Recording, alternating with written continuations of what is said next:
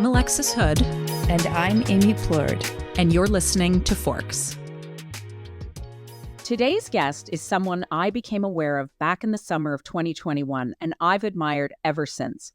Emily O'Brien is the CEO of Comeback Snacks, which at first glance is a very fancy and very delicious popcorn. So there's caramel, there's chocolate, peanut butter. I could go on. But her business is so much more than snacks. The comeback part of Comeback Snacks is what really hooked me. She's made headlines in the Globe and Mail, CBC, CTV, and Toronto Life magazine. And we're thrilled to have her with us today to talk about her journey from incarceration to CEO, dedicating herself to helping former inmates reintegrate into society. Emily, we are so grateful to have you here today. Thank you so much for joining us. Yeah, thank you for having me. And don't mind my outfit. It's my dog walking outfit. I was just walking the dog.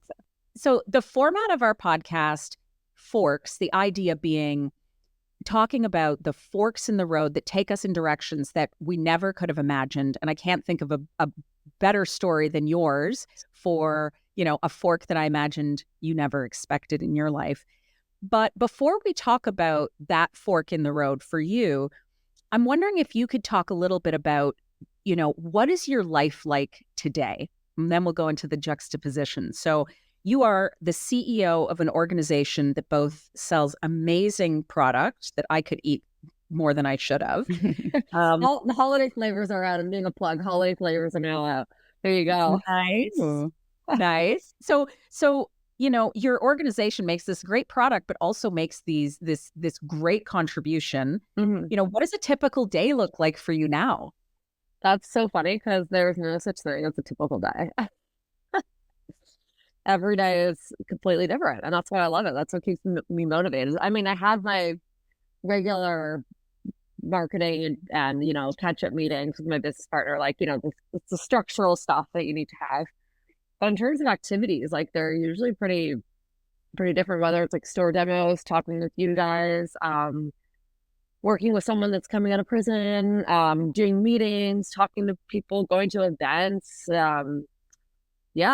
doing content, going and visiting stores, sites. It's really all different.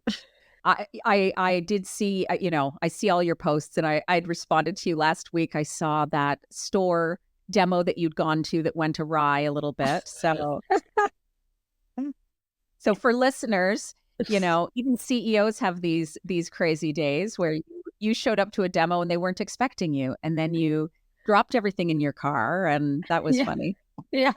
And then I found a detailer on the way. I just could not have the smell of onions in my car. It was just, I had another funny thing happen yesterday. Same thing happened but it was with this. There's a mangled skunk on the road, and I couldn't swerve around it because if I swerved, I would have hit oncoming traffic. So I just had to run over this already mangled skunk. And so I got out of my car and I was going to a meeting, a branding meeting. This is another thing we're doing our packaging. I was doing a packaging meeting. And I was I got out of my car and I was oh my God, this entire thing reeks like skunk. And so I was hoping I didn't smell again, but then I had to go back to car wash yesterday. So, and on my travel, it's always something with the car. So. Was it the same detailer? No, this is just an external wash. Oh, okay. Fair enough. So in terms of where your business is at now, how many people, you're talking about branding meetings and, this is a real business that has come a long way and is, doing so well. What does the infrastructure of your business look like? Yeah. So now we have a co-manufacturing. So they're called a co-man. They're manufacturing partners who have your recipes and contracts and things like that. Because we couldn't keep up with the demand the way that we were doing it in-house. So we had to find a manufacturing partner, and we weren't busy enough to, you're not going to build your own factory either. Where's the money coming from that? And we're definitely not going to give a $3 million loan to a former prisoner. And it's just unsustainable and you don't need it.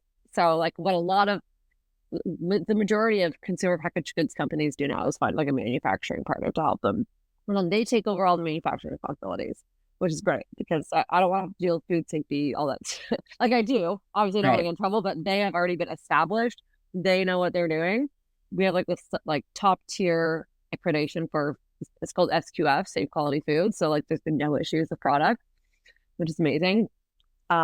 So that's our manufacturing side. And then our marketing side, like internally when we come up with the concepts, it's like honestly me and my business partner, because like marketing is something that just comes naturally to me. And then, but we also have, we're part of something called Boundless.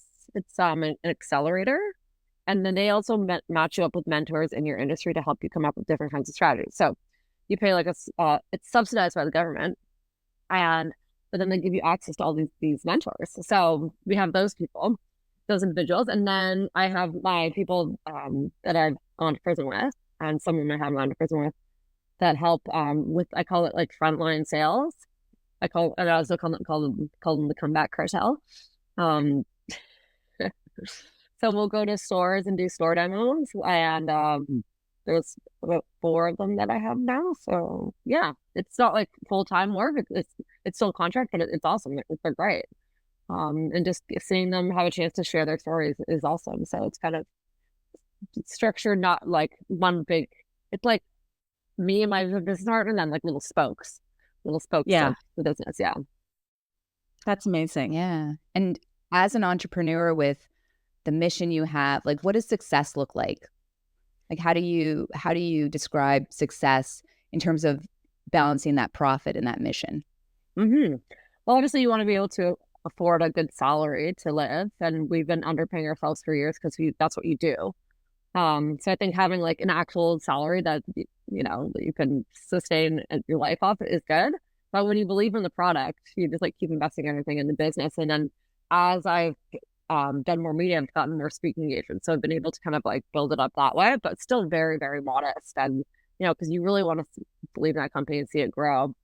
But success looks to me like I want to be able to eventually have like a side of the business which invests in other businesses run by formerly incarcerated, because a lot of people that go to prison, they have those exact same skills that CEOs have. They just did something illegal with it.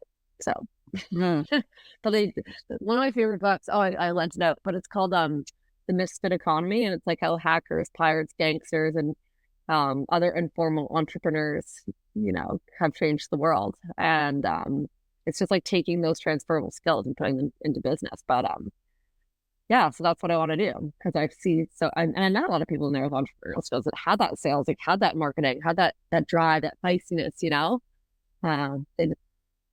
They just end up with a fork in the road and they're going for a little way. But well, so we're so aware of your story, but for our listeners, let's back up a little bit. We're talking about your business and its connection to incarcerated individuals. Can you talk a bit about your story and the fork in the road, the moment where everything changed for you? The moment where everything changed for me was when I was arrested at Pearson International Airport with 2 kilograms of cocaine strapped to my little body. And it's a pretty big fork. Yeah. And I was on a trip with someone that I wasn't like seeing physically, but I was like hanging out with them, like we were good friends. It's not like it was this full-blown romantic relationship. It was someone that I knew that was close with. Anyway, we go on this trip. Yeah, and I was arrested at first because I went on a trip with someone to St. Lucia, and this was someone that I had known for about 8 months. I worked with them. There were a couple of red flags, but I just kind of like, whatever, everyone's got red flags. Like, you don't think they're that serious, because everyone's got that little bit of like, what the red flags weren't so red that I thought as dangerous. Because everyone's got like little things that we don't like little icks, or like, like, yeah, I don't know, like I just didn't really see them. And then I was also going through like really shitty time with my family. Like my family was going through a really bad divorce, and it was hard.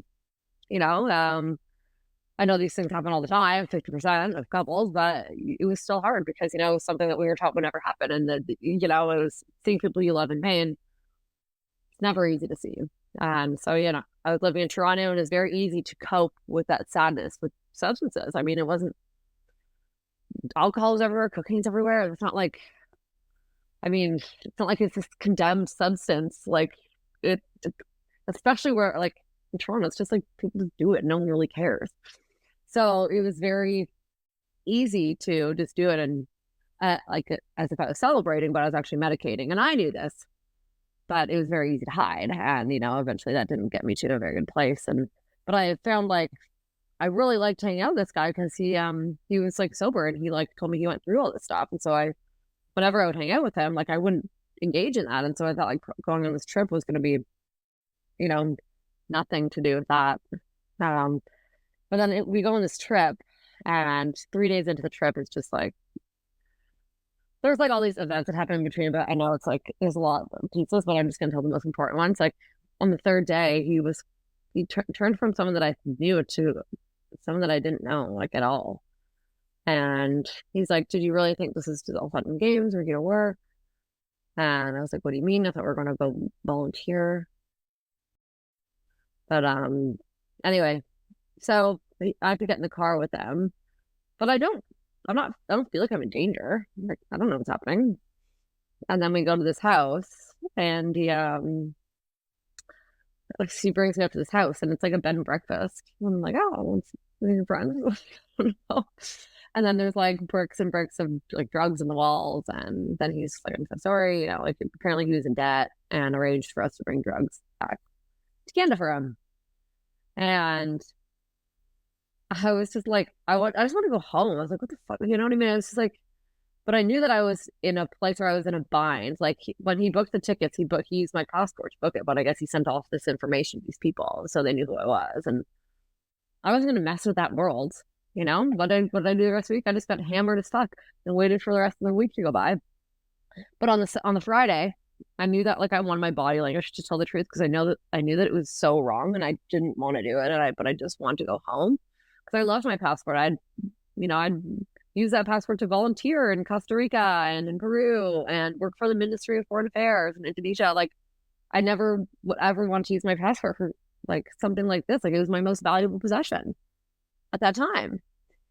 And I knew that it was wrong, but I decided I didn't want anything to happen to me or happen to my family. Like you don't know that world. Like I was not experienced. So I just thought of the worst situation, and the safest way out was just getting out. And so on the Friday he was doing it too, but I just kind of gave in at that point, and I was like, hey, I just want to go home. And I knew that I was going to be a terrible liar, which I was, which is evident at the border. But yeah, we landed at Pearson, and about, what is it? We go through the first checkpoint, and they give you like that piece of paper, and now it's computerized, but at that time it was scribbled on the letter. So they circle it. You don't know what the letter means or like the number means. You never do. And then so now then we go get our bags, and you can tell like he thinks like we're through. And then throughout this time he's told me he's actually done it before. It's easy. Blah blah blah. Like trying to get me to not care about it so much. But I knew that it was wrong. I certainly didn't think I was going to be going to where I was going if I got caught, but I knew that it was definitely not legal. So anyway, so then we have to go through a second security checkpoint, and that's like when I knew they just knew. But I wasn't going to cause a big scene at the airport, because like then it would be my fault if I lose someone else's drugs that aren't mine. It has a street value of like 100,000, and it's literally my fault because I'm like, then that's dangerous. But the fact that we both got pulled into secondary, and I said nothing to get us there, after a series of questions, they were going to search me. So I was like, I have to tell the truth now, because I'm done protecting this asshole, and I'm not going to lie to a federal officer. I knew that was definitely a crime too. So federal agent. And so they're going to search me. And when they asked me if I had anything on me, I just said yes. Was arrested and had to go to jail for the weekend. Was still very bewildered, very when can I go home? When can I go home? Kind of thing. Like I did not think it was that serious, because again, I didn't study this. I didn't study from a code. I wasn't the mastermind behind this whole thing. I was just like, when can I go home? Okay, thanks. Like, what's happening now? Here, take the drugs. I was 25, but like again, I had a social media company at the time. I wasn't smuggling drugs and trying to know how to do it. So I had no idea what was going to happen. And, then I found out I'm placed on house arrest, have to move back in with my mom. So as a 25-year-old who's used to living on her own, been humiliated. First of all, like I was humiliated. Second of all, then it turned into anger. And then it turned into like sadness because I was like locked up in my house and I couldn't even talk about this case. And it was just like very, and I also thought that people were coming after me because I didn't know. And I wasn't talking to him because I wasn't allowed to talk to him and I was scared. So it was just like the worst 2.5 years of my life. But that was the worst part. And then when I found, and then when I found out that I was, I was going to plead guilty, but I came with a prison sentence. I was like, okay, well, this is it. I know I can do something good with this situation. I didn't know what that was going to be, but I knew that was the path forward, was accepting and taking responsibility and accountability. And, I haven't been innocent my whole life. I've definitely like gotten in trouble for things before. I definitely had a substance problem. There were things in my life that I needed to address. And maybe I knew I wasn't a criminal mastermind, but maybe this would serve as a good little timeout in the penalty box and something good would happen. And it has. Yeah. Yeah. So, kind of slowing down through that process. So you have this moment of, surely, and I would probably think the same thing. You've been honest. You've told them, yes, I've got drugs on me, and you've tried to kind of get ahead of the situation. So, I guess my first question is, was there a moment before that, like looking back? Is there, because I imagine you're afraid in this situation. You're in St. Lucia. You don't know what these people are going to do to you if you say, I'm making that assumption. If you're like, I'm not going to do this. But is there like a moment, having reflected on it, where you're like, in St. Lucia, I could have done something like, I don't know. What could you have done differently in that situation once you were kind of trapped? So there was a moment that I was at the airport and we were taking off and I looked at my ticket because originally he told me we were going to Puerto Rico and I had it in like text messages, Puerto Rico. And then we get to the airport and I look at my ticket and it says St. Lucia on there and I'd never heard of St. Lucia in my life. And I asked him about it. He's like, oh no. He's like, I've been telling you the whole time, but it must have just been your drinking. He actually was starting to change then at the airport when we were there and I had my suitcase and I was like, but that's when I blamed myself. Right. And I was like, oh, maybe it was. And then I just got on that plane. So there's this gaslighting that's going on. You're kind of destabilized through that process. Wow. So then you're now in this situation. You're, going to jail. How did your family react? What was that kind of emotional process like for them? It sounds like they were going through a divorce. Mm-hmm. Oh, that was rough. Yeah. So this is probably all kind of contributing to this shame that you're now in. Mm-hmm. Well, first I felt really bad because they both came to the courthouse to bail me out. Like both of them came together. And it was seeing them together, like I knew it was hard for them. And then hard for them to see me like in shackled, like hands and feet. I was shackled. My hands were like, they were just like, oh my, they were just glad that I was okay. But they're also kind of, like I said, this wasn't the first time that there had been an incident with my substance use. Like there was times in university that had ruined family parties and stuff like that. But nothing like, that's when I was just like drunk, you know what I mean? But it wasn't like something like, but it was still, substances were involved. And I need to take accountability for that, so I was ready to, at that point, I was like, okay, I can't, like, they're like, Emily, this is it. We can't do this anymore, And I was like, neither can I, and so that like really at the time on house arrest, I had to spend time being mad first and, lying in the dirt and then feeling sorry for myself and then being like, what are you doing? Like that wasn't who I was. Like I wasn't going to let this situation define who I was because I was a good kid. I was a happy kid. I loved life. I loved living. I loved music. I loved volunteering. I loved people. I loved going out and creating things.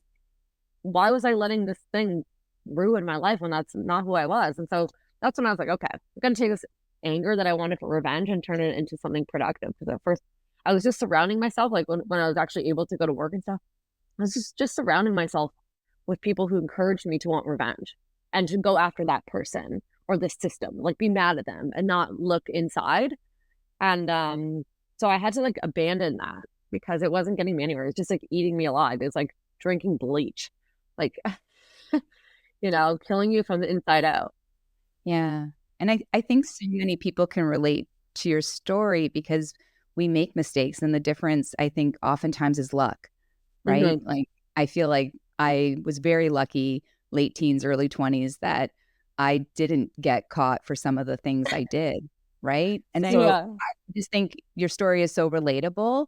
But what I absolutely love about it is that you found that confidence, you found that drive to do something positive with it. And I'm just wondering, like, where did that come from? Where did that hope and that confidence, where did you find that when you were going through such a terrible time? Rebel with a cause. I've always been like a little bit rebellious. So, and that cause at the time was my family. I knew I could make them proud again because I loved them and they loved me so much. I was like, what are you doing to your fucking parents? Like, enough, like they know who you are and want you to, they know who you are deep down, and they just want that to come out. They want that to be, they want you to be you again. And that, and like my close friends and family, like that's really started. And and then I also, I wanted a little bit of sweet revenge, not angry revenge, sweet revenge on the people who were like, your life's over. I was like, fuck you, it's not fucking over, okay? Watch me, okay? So, there's a little bit of like, I love you to my family, and also a little bit of like, fuck you to people that were like telling me I should be locked away forever. And, just like the cruel people who knew nothing about the situation. And sometimes you do have to have that little bit of in you. I love that. The fuck you drives you too. And that you need to harness that. Absolutely. Yeah.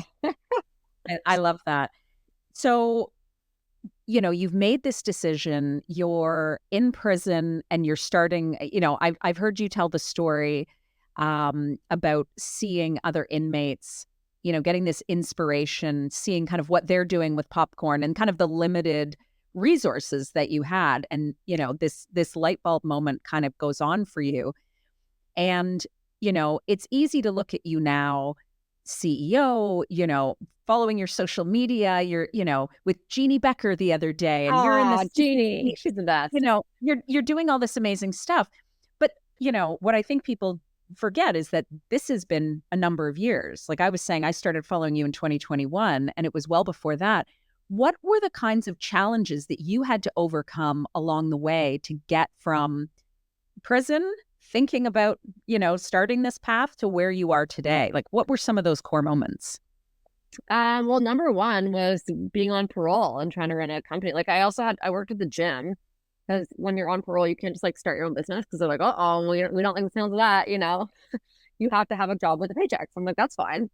There was a gym that was like near the halfway house that I was living in. And I was like, well, starting over, it's like going to prison. People go to gyms to start over all the time. So I thought, let's try it out. And my cover letter, I knew that I was going to take responsibility and make this a part of my life from like day one since I went to prison. So when I came out, I had worked some jobs in prison, and I made like a prison resume of all the jobs I did in prison. And then I took my prison resume, the cover letter, and I walked in and I was like, honestly, this is me. I grew up in Hamilton. I ended up in prison and I want to start over and I need a job. And I've always like loved health and fitness, except life took me down a path where it wasn't that. And so I'm here to like make my comeback. And they gave me the job. So I worked at the gym. And because I needed, like, obviously I was still owed my parents money and I wasn't allowed to leave the city. So, geographical constraints for building the business were challenging. I was ineligible for a lot of grants because if you have a record, then you can't get them.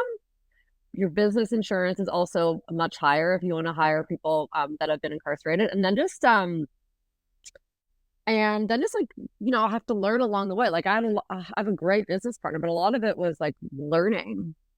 And like I by no means have a financial background. Like, let's be serious. Like I have a marketing background and a like people background. And so my business partner now, what he actually signed on as volunteer inside. So I just like want to clarify, like I did not make this. I did not build this by myself. I had like a lot of mentors and a lot of help along the way. So I call it a community built business, but that also is because I was very public with this. And so as soon as I came out, I did an interview with CHCH and then one with the Hamilton Spectator. And I chose to do it with the Spec because I had to start from ground zero.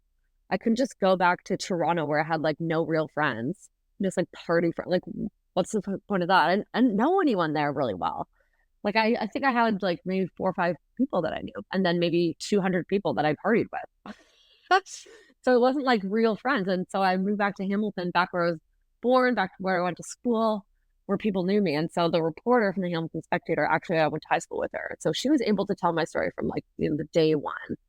And as soon as that kind of came out, and it wasn't just like headline crime, but it was more like, this is what happened, here's how she wants to help people, and this is what she's doing now, where she wants to go. So many people came into support, like churches, like people that ran events, like, you can come to our event. So I guess you talked about challenges, but I think this was part of how we grew it. Because the challenge is getting the message out there the right way. So you have to control that narrative, but you have to control it by taking responsibility and owning it. You have to turn it into your biggest asset, or else people will just run with it. And they still do. They still will, for sure. But right. Well, when I had, asked you and invited you to come on our podcast, I had responded to you on social media because you had posted about some of the backlash that you'd gotten from that CBC interview, which, I am, and it's funny because I was going to wait a little bit before I invited you. And I thought I was so bothered by those posts that you were getting. Oh, it's so funny though. Because it doesn't even occur to me, like, you're at a place now where you're trying to take this, you're taking accountability. Yes, I did something wrong. I shouldn't have done this, but this is, this is your way of paying back. And you're still getting that kind of feedback. That was so interesting to me. Yeah. I mean, it's just like people that don't know anything and they just want to post something. And, I've been to prison. I have been, called the most derogatory things by guards, like by law enforcement, which I love law enforcement now. Like, I was at the police gal, I'll say. Obviously, we're on great terms. So, but like in the early days, you take like a lot of shit. So it's like, I don't care what a stranger says. Like, but that is just the thick skin you have to develop. And that's what a lot of people are afraid of. You can't like let these random people control you. So you have to find joy and humor in it because it's hilarious. Because it's not true. You worked your ass off or something. And there's always going to be, and there's always going to be people like that, but that's fine. I don't care. That was like in the beginning, I was like, okay, fine. You want to say, you don't trust me, watch. Then I was like, all right, I'm going to talk the talk. Because in the beginning, I hadn't really built anything yet. I said, I'm going to do this. And there was a lot of people that were like, oh, you're not. It's not going to go anywhere. I was like, okay, fine. Like, watch me. Yeah. So now it's like, you really I can't say anything because I've done it. So it's like, and I haven't done it alone, and I recognize that. So just shut it. Or unless it's just laughing material, it's just comedic material for me, comedic relief. Yeah. And as someone who's now advocating for those that have been formerly incarcerated, I mean, I'm just wondering, what would you say to an employer as to giving someone a second, I mean, even a first chance, right? Mm-hmm. Because some of these people haven't had that first chance. What would you say to them about hiring someone who has, previous convictions? I would say like a majority of the myths aren't true. Like but it's also on a case by case basis. But from what I've learned, like in my experience, is that I've worked with like 12 or 13 previously incarcerated individuals since we launched. Some people have used it as a stepping stone. Some have like moved to other places. Every single one of them was reliable. Not a single one of them stole. They were like family. And so it's like, I think a lot of employers have all these perceived risks, but there's people without records that steal from companies all the time and then they get fired.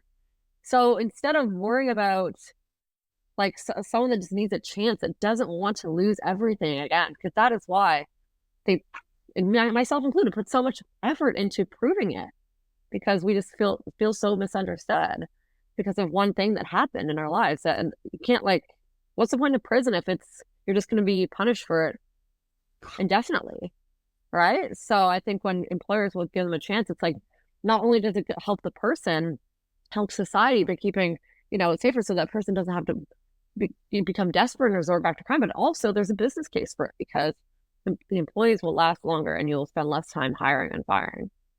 So there's more loyalty. Mm-hmm. And I loved what you said earlier about, it's like the untapped market there. I mean, think about all of the skills. On the way over here, we were talking about even the numbers, and Amy had discovered a few stats that, even I was really shocked about, like a million people in Ontario have prior convictions, and almost 4 million people across Canada are in that situation. And so you think that's a big number. So, and how do we really focus on reintegration? Because we know that reintegration, that support is going to go a long way in, helping people not go back to, like to making those same mistakes again. Right. Well, and also when I think about those numbers, those are the individuals themselves who end up in the prison system. But then there's also this ripple effect throughout our society of their families and children, and, the impact that not allowing these individuals to, get back into society and start making a contribution. I mean, I just think, individuals like us who have no experience with, the justice system, I think that there's such a missing piece, just a lack of understanding about how important this issue is to our greater society. But I am curious, like, what advice would you give to someone who, is going through a similar situation to what you went through? Yeah. What's the advice? What's the, words of wisdom that you could pass along to them? I mean, I don't think it's wisdom. I think it's just ownership. You have to take ownership of your life. And for me, I knew that I needed a timeout, like I knew substances were an issue in my life. And I knew that I had done wrong. I had to right those wrongs. So, and I think once we are done being angry, we can actually start to work on ourselves. And I also recognize that I had a really good family and a good support, but I also, that was the last straw with them. Like they weren't like, oh, everything's fine. It was very, very tough. But I recognize that, like, I did have that love and support, but I've also met a lot of people that have come out of prison and did, from horrific situations. So it's not just me that's done it. There's so many other people that I know that have done it, that have come from like literally no family or, the streets, and they also have done it. So anything is doable.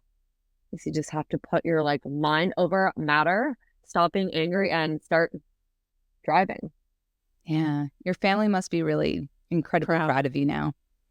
Yeah. Look, it's nice because it's and I think it brought us closer together. Very close, actually. Being on house arrest with my mom but also that was a challenging time because it was the angry boohoo time until I was tired of it. I was like, no, this is not you. Stop it. Get up. It sounds like being able to sit in the discomfort of and trust the process just every day, doing the next right thing. Yeah. So what's next for Comeback Snacks? Well, I'm in the middle of building a comeback program. So I knew that when I started this, I wanted to hire people coming out of incarceration. But as we all know, it's really hard you can barely hire yourself. So I wanted to create something where I could create more scale and opportunities for people at scale. And so the comeback program is going to basically be like how I did what I did, whether someone wants to pursue finding jobs, you know how to present yourself in an interview, how to finding these resources, getting connected to employers. Because there actually are a lot of fair chance employers out there. So number one is finding that stable employment, because it's very risky to jump into entrepreneurship right away. You need to have some stability by actual employment. You need to have those things before you just go into entrepreneurship, or else, you're likely to get stressed out and, go back. So you don't want to do that. So there is a foundation that you need to have before you go into entrepreneurship. And then I'm also adding an entrepreneurship cohort as well. So not just a comeback cohort for anyone who maybe doesn't want to do entrepreneurship, but they've been to prison, and then an entrepreneurship one after. So hopefully we're going to attempt to run 3 cohorts next year. What is this? 40 students per cohort. So it's about 120 students. So yeah, and then eventually scale it around the world. So that's what's next. And then continue to grow into Canada and like lots of different because some people are like, oh, you should go to the US and stuff, but it's a different beast. And I'm still waiting for my travel waiver. Like I can't even go there yet. So like there's no point. And there's so much untapped market in Canada. Like not only are we just in grocery, but we're in like gifting, we are in concessions, we are in arenas, we are in airports. Where else are we? Like farms, markets, breweries, wineries. We did a partnership with Organized Crime Winery. That was funny. So, yeah, so that was good. And I had taken my family. We had gone to a place called Backed by Bees, which is an apiary, and you know they have this cute kind of trailer set up. You go in and whatever they've got food and whatnot. And we walked in, and I said to my husband, "Look, it's comeback snacks." So, it's yeah. Yeah, so it's everywhere. Awesome. Yeah, I said to Amy when we were talking about the idea of having you on the podcast, I said, now that you know about it, you're going to see it everywhere. And actually, we found that we were having trouble even getting it because I feel like you're selling out everywhere. Definitely the Farm Boy. Farm Boy always Farm Boy usually reorders like every week, so they should. I found a few packs at Old School, so I'm going to give a shout out to my local convenience store, Old School, which has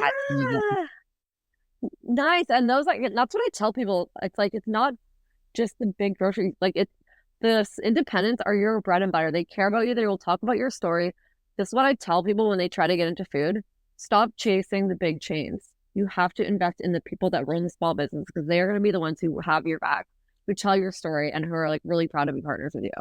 So yeah, I think they are really proud to partner with you. So they're a great store to be in. I need to go visit them. Maybe I'll put that on my whiteboard. I'll go visit. You should. Yeah, it's a really terrific store that just. I've been actually trying to go there, but it's just like when you're, if I don't write it down, no, my whiteboard. Yeah, I'll write on my notes here. Well, you seem so busy because every time I see your Instagram, you're in another store, you're doing another demo. I mean, I don't know where you get all the energy to just. I have 2 demos today. Yeah, I don't know because I love what I do and I love seeing people, but I also know when to stop. I know that I don't want to go out every night over the week. I know that I need time to myself. I grew up in the library listening to music and reading books. I know that that's important to me. Like just silence by reading or like music, like just I know what I need. So knowing that I have that and just being like, okay. And then you have that same energy to put into the business instead of, but because you'll burn yourself out a couple times before you figure out what your limits are. Yeah, absolutely. So you're not going to figure it out right away. So I love that. That's balance. And I think on that note, we should let you get back to balancing all of the things that you're doing as a CEO. And we just can't thank you enough for your time and, all of the inspiration you're giving us and others on this path. And it's certainly given me a lot to think about as I've kind of followed your journey. Yeah. Thank you so much. Anytime. Thank you for listening to today's episode. If you found inspiration here, please consider subscribing wherever you listen to podcasts and leaving us a 5-star review. It really helps us. And don't forget to follow us on Instagram, Facebook, or LinkedIn.